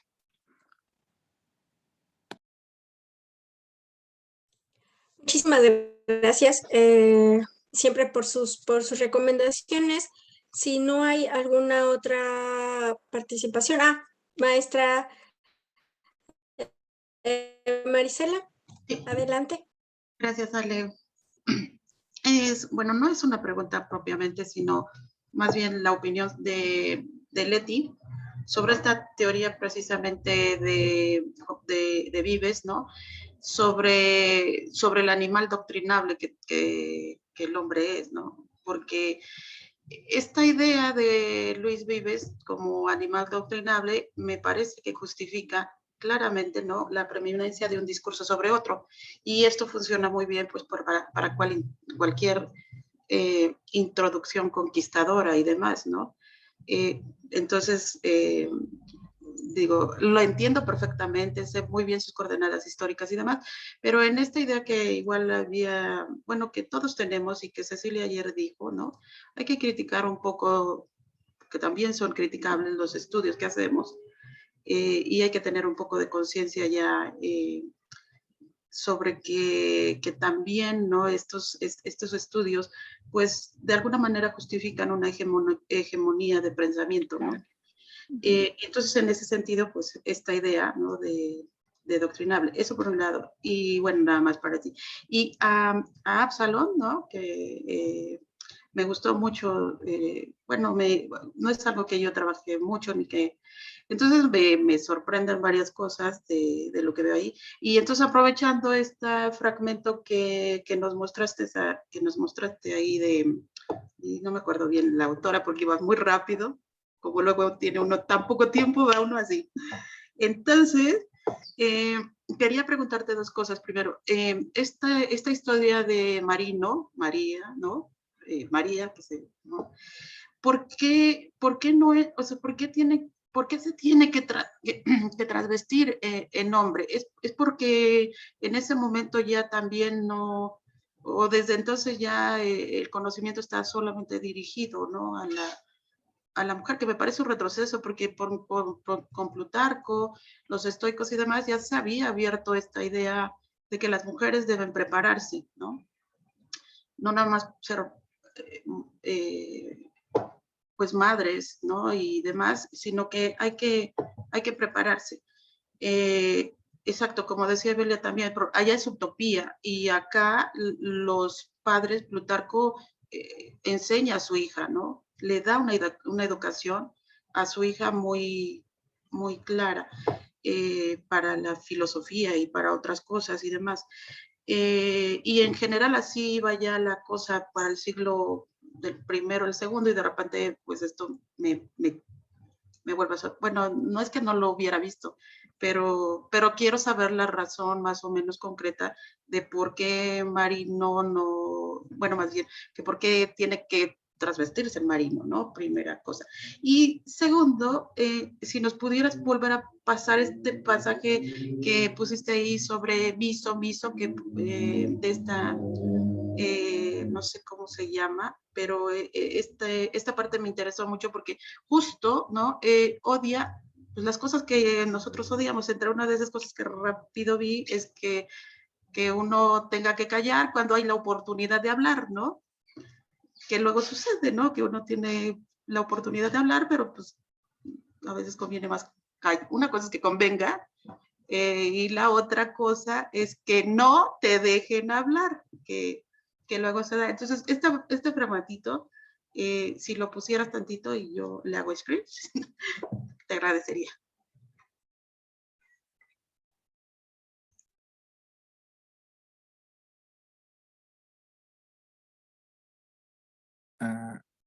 Creo, bueno, no sé, la primera pregunta era para la maestra, la doctora Leticia. Para Sí, Leti, sí. sí.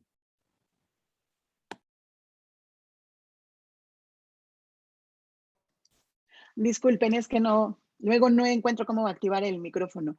Sí, era un comentario y estoy de acuerdo contigo. Desde Aristóteles se nota pues esa preeminencia, ¿no? Del hombre sobre el resto de los seres que poseen ánima. Y luego también en el propio Renacimiento, Lorenzo Valla plantea también que la lengua es compañera del imperio, así directito como va, su peso y su relevancia desde la perspectiva política, es compañera del imperio. Y eso lo dice después Nebrija. Y eso lo dice en el contexto de la llegada de los españoles a estas tierras, ¿no? Y del contexto en el que España está tratando de sacar todos los recursos posibles con los mayores artilugios jurídicos posibles y de la Inquisición para sacarle todo su dinero a los judíos y si se puede también a los árabes y entonces para poder tener dinero y recursos y venir pues a explotar estas tierras, ¿no? Y a ver qué más se puede lograr y a ver hasta dónde se pueden extender su dominación. Siempre hay una idea de dominación. Y Juan Luis Vives, por ejemplo, y los humanistas en general, son pensadores que se caracterizan por estar vinculados con las cortes y por estar vinculados con las altas esferas de poder para ser formadores de los hijos de los reyes, de los hijos de los nobles en general. Entonces, sí, efectivamente, es un conocimiento además muy elitista. El dominio de la lengua no es para todos y no lo es hasta Juan Amos Comenio, hasta el siglo XVII. Juan Amos Comenio, jalando las ideas de Juan Luis Vives, sí plantea que, mucho antes que Fox, por ejemplo, sí plantea que la educación es para todos y todas. Si hubiera podido, hubiera dicho todes. Si hubiera sido su contexto, hubiera dicho, la educación es para todas, todos y todes. Y entonces él plantea un modelo educativo en el que en el propio salón de clases todos los estudiantes, los más avanzados y los menos avanzados, todos tienen una función y todos tienen que hacer. Hay una idea bastante más democrática, bastante más horizontal en Juan Amos Comenio, pero eso es un siglo después. Para Juan Luis Vives y para los humanistas en general de los siglos XV y XVI, estos conocimientos que son tan importantes y tan relevantes, que ellos siempre van postulando que definen al hombre, que es lo que diferencia al hombre del resto de los animales y que es el ser discursivo y es el ser político y es el ser social, el ser doctrinable, etcétera, etcétera. Todo esto sí es verdad, pero para las altas esferas de poder no es para todos. Estoy completamente de acuerdo contigo, Mari. Qué bueno que lo mencionas porque es fundamental. Incluso la lengua es es uno más de los instrumentos de dominación con los que cuentan los dominadores, ¿no?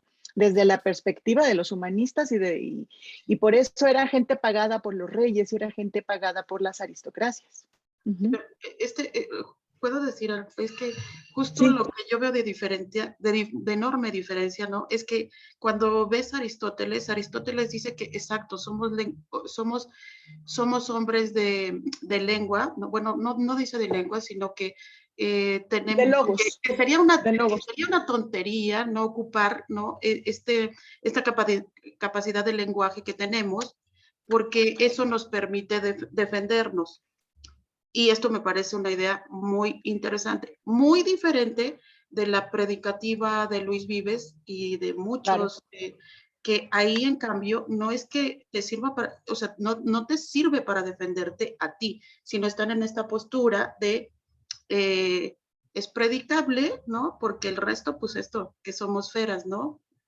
O sea, y me pongo en el lado que estamos, ¿no? De mexicanos, entonces como feras que somos, pues vienes con tu discurso predicable que justifica la iglesia muy bien y demás, pero que no iguala ahí hay una enorme diferencia, No. porque Aristóteles sí iguala, todos tenemos capacidad de lenguaje.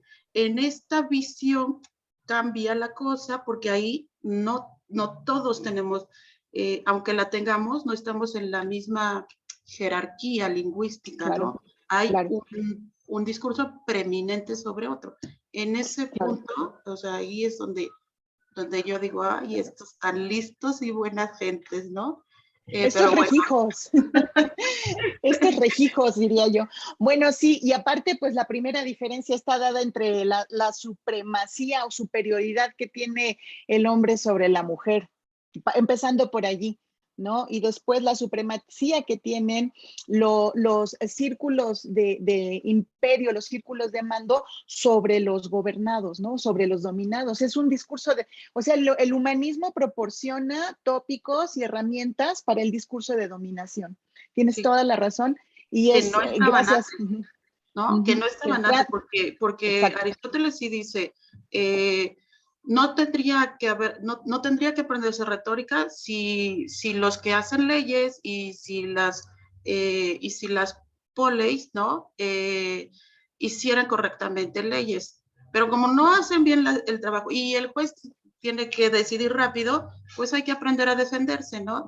Y es, o sea, es es una cosa tenue, pero es una diferencia enorme frente a esto otro.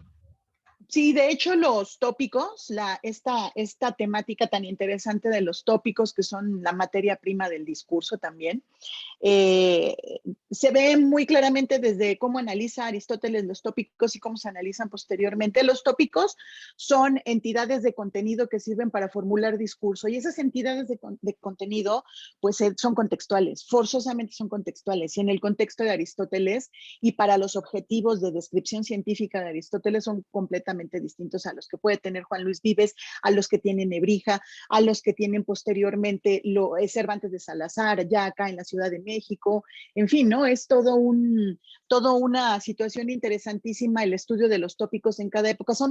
Lo que define a los tópicos es que son completamente contextuales, como dices tú, ¿no? Como Aristóteles tiene unos fines distintos, efectivamente. Y eso depende, y eso es lo que sí está bien interesante en los pensadores del humanismo renacentista, es que ellos rescatan esa posibilidad aristotélica, aunque se diga que están en contra totalmente de Aristóteles, desde luego que no. Ellos rescatan esta cuestión de la relevancia que tiene el destinatario, la relevancia que tiene el contexto, es decir, todos esos elementos que ahora destaca mucho en la lingüística, la pragmática, vienen dados desde Aristóteles y están recuperados en la retórica del Renacimiento o en las teorías retóricas y dialécticas del Renacimiento. Así que sí, María, tienes toda la razón. Y gracias por el comentario, muy interesante. Bueno, yo rápidamente, para responder la pregunta de la maestra Marisela, bueno, sí, perdón por la prisa, pero sí, la vida de María Omarinos, realmente no, ella no va al convento para estudiar, ¿no? Digo, creo que la relación con Sor Juana aparece, ¿no? Sería muy interesante explorarla, ¿no? Estas historias de las monjas travestidas con la historia de la biografía de Sor Juana, ¿no? También, pero bueno, la vida, María Omarinos no va al convento a estudiar, va a seguir a su padre, o sea, es una muestra como una muestra de su santidad, es el amor filial, ¿no? O sea, su padre se le antoja, bueno, no se le antoja, quiere irse a morir dentro de un convento, le deja a su hija toda su herencia y ella dice, yo no la quiero, quiero ir contigo. Y entonces, para poder acompañarlo, ella es por lo que se disfraza de hombre. Y creo que aquí, nada más para poner un poco de contexto, o sea, desde las reformas que hubo a la religión, sobre todo en la época de los eremitas, ¿no? Por ejemplo, todavía en los monasterios griegos, de hecho, está el Monte Athos, ¿no? Que es como el equivalente, digo, no me gustaría hacer analogías, pero como el equivalente del Vaticano, pero en Grecia, ¿no? No dejan entrar mujeres, ¿no? Por ejemplo, en los monasterios, que como que son más abiertos, las mujeres tienen que ponerse un velo e incluso ponerse pantalones, ¿no? O sea, esto fue a raíz de esta reforma que se hizo a la religión por los monjes eremitas. Entonces, pues en la época de Marino, esto ya era una imposición, ¿no? O sea, los monjes estaban apartados, no querían como la tentación de las mujeres y por eso no las dejaban entrar, pero como ella quería seguir a su padre, tuvo que vestirse de hombre, ¿no? Pero esa ideología pues todavía continúa en Grecia, ¿no? O sea, por el caso del Monte Athos es pues lo más característico, o sea, ahí de plano no entra ninguna mujer, ¿no? O sea, no entran las mujeres al Monte Athos que está en el norte de Grecia. Y bueno, voy para nada más terminar con lo que me pedía Marisela, voy a compartir mi pantalla para que puedas ver, aquí está, no sé si se puede ver, aquí está el miso. Lo que decía Marisela era lo que estaba más arriba, ¿no? El misociopé, bueno, misociopín o te queiros tu legin, ¿no?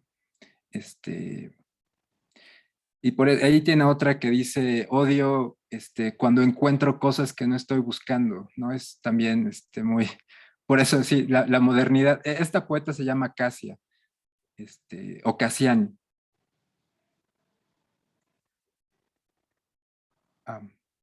Okay. Bueno. Voy a dejar de compartir para que... Okay. Perdón que me meta, Marisela, el libro de Casio está disponible en Cátedra. Y creo que es bilingüe. Muchas gracias, sí. Gracias, Bloom. Gracias, gracias, Absalom. Gracias por el dato, Roy. Muchas gracias. Ahora tenemos la participación de la doctora Marta Cecilia y terminamos con una pregunta con la maestra Olivia Isidro en el chat. Ay, bueno, sí, perdón, ya es tarde, pero es que estaba muy interesante y ahora hubo muchas preguntas. Yo tengo igual para Absalom, me pareció muy interesante. La verdad es que en otra ocasión te damos más tiempo para que puedas abarcar todo lo que estabas diciendo, pero bueno, a mí me interesó mucho este libro de Pencheva que dijiste, y no sé si tú pudieras, bueno, lo que pasa es que con Santa Sofía pareciera que todo es obra divina, ¿no? Y se hizo este panegírico al emperador porque era tocado por la mano de Dios para cada cosa que ordenaba a los albañiles. Entonces me parece como un poco difícil o sea, si tú nos pudieras dar como un ejemplo de cómo asocia esta investigadora los experimentos que hace, como esto del globo que revienta, y con esta última parte del libro del espíritu, de esta divinización de que está cargada, de la cual está revestida toda Santa Sofía, con algún ejemplo, ¿no? Si asocia esto tangible y medible con esta otra carga espiritual que tiene. Y luego, ahora que volviste a pasar esto de los himnos de Cassia o Cassiani, no sé, bueno, me pareció mucho como esta tradición de Pillow Books de Seisho Nagon, esta tradición japonesa de los libros de cabecera que no sé si los conoces y los escritos son muy semejantes, ¿no? Como estas máximas o sentencias incluso muy íntimas o de qué le parece bello, qué le molesta.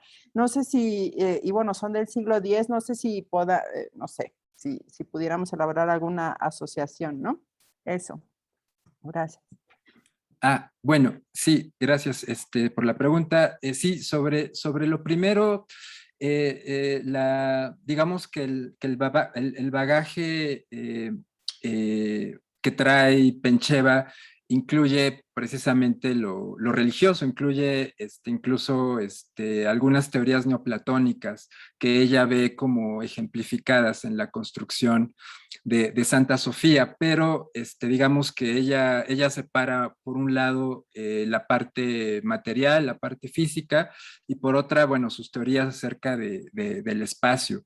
Entonces, por ejemplo, entre sus teorías, pues destaca eso, ¿no? De que, bueno, Santa Sofía estaba pensada para brindar una experiencia religiosa, si me permiten el trillado término, ¿no? Porque el arquitecto que la construyó, por un lado, estaba pensando, bueno, pensó en el lugar, ¿no? O sea, Visera Pencheva tiene, en ese de Icons of Sounds, pueden darse cuenta de eso. O sea, ella mide, ¿no? Cuando sale el sol, y por ejemplo, ella dice, bueno, en esta parte del día no podía haber misa aquí, ¿no? Por la luz como entra, ¿no?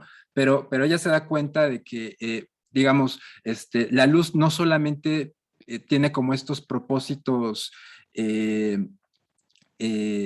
o sea, la luz en Santa Sofía contribuye a esta experiencia, porque ella lo que dice es que, y de hecho ella hizo investigaciones pues muy técnicas, ¿no? Sobre de dónde vino la piedra con la que se construyó. Digo, evidentemente Santa Sofía se cae por un temblor, se reconstruye, se reusan fragmentos, ¿no? Pero esta parte nueva de la reconstrucción viene de un sitio muy específico que tiene que el mármol tiene una característica muy peculiar que por un lado involucra la refracción de la luz y eso hace una mezcla idónea para esta experiencia que existe en Santa Sofía. Y por otro lado, el mar, ¿no? O sea, lo elevado de la cúpula de Santa Sofía y el mar, ¿no? Que está al lado, que se escucha, ¿no? También involucran esta idea de, ayudan a esta experiencia, ¿no? Y de hecho, lo que ha hecho Visera Pencheva últimamente precisamente tiene que ver con la difusión de esta teoría acerca de esta como de experiencia religiosa, ¿no? O sea, ella realmente, pues, nos dice básicamente, o sea, imagínense, ¿no? Oyendo estos cantos, con esto de qué pasa con la luz, con el sonido, ¿no? O sea, es una experiencia envolvente, ¿no? Uno se siente, pues, metafóricamente en el cielo, ¿no? Esa era como la idea que ella maneja.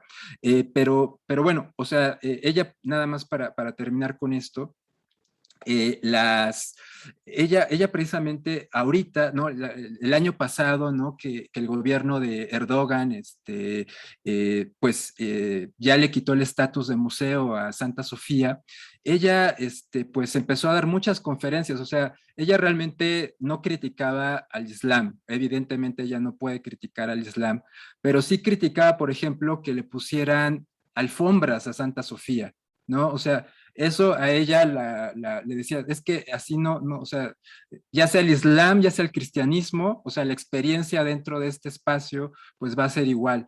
Entonces, por favor, no le pongan alfombras a Santa Sofía porque no está hecha para eso, ¿no? O cuando, por ejemplo, también algunas reformas que le hicieron, pues fueron ponerles como luces artificiales, ¿no? Y lo que ella decía es, o sea, Santa Sofía no necesita eso, no se lo pongan, o sea, están violentando este espacio, ¿no? Que digo, no es de los cristianos nada más, ¿no? O sea, la experiencia religiosa como es algo universal, ¿no?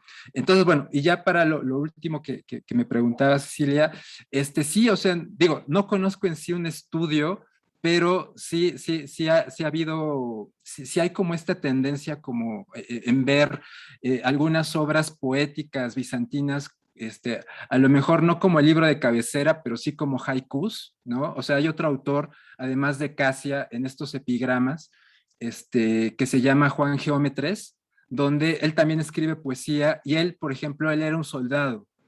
Y sus poemas recuerdan mucho a los haikus, ¿no? Que escribían los samuráis, ¿no?